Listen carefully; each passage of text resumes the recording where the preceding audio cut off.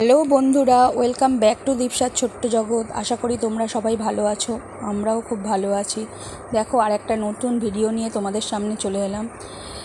16 তারিখ অর্থাৎ রবিবার ছিল দশহারা পুজো। অনেকে দশহরা পুজো বলে, অনেকে দশহারা পুজো বলে। তো সেই পুজোটাই ছিল।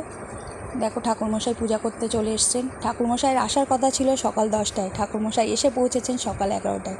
সব তোড়জোড় করে সব কাকিমা জেঠিমারা দাঁড়িয়েছিল। এই পুজো শুরু হয়ে গেছে। মূলত দশহরা পুজোয় 10 রকমের ফল লাগে। এই দিন আমাদের ভাত খেতে নেই।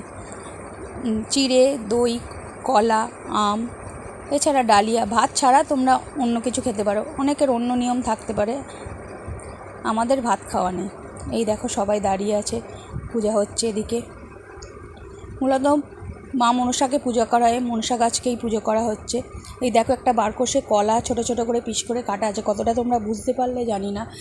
ওই কলার পিসগুলোতে তোমার লেবু, তেতো অর্থাৎ উচ্ছে দেওয়া আছে। ওটাকেই ওষুধ বলা হয়। কোনো কিছু খাওয়ার আগে ওই ওষুধটা খেয়ে তারপরে কোনো কিছু খেতে হয়।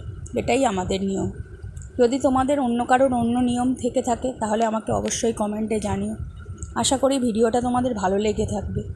যদি ভালো লেগে থাকে অবশ্যই চ্যানেলটাকে সাবস্ক্রাইব করো, লাইক, শেয়ার, কমেন্ট করো। আর কার কী নিয়ম আছে সেটা আমাদের জানিও। দেখো, সবাই গরমে ঘেমে গেছে পুরো। রবিবার গরমটাও খুব বেশি পড়েছিল। এত গরম পড়ছে, টেকা যাচ্ছে না গরমে। ঠাকুরমশাই মন দিয়ে পুজো করে যাচ্ছেন। ওই দেখো, চন্নমিত্র তৈরি করছেন।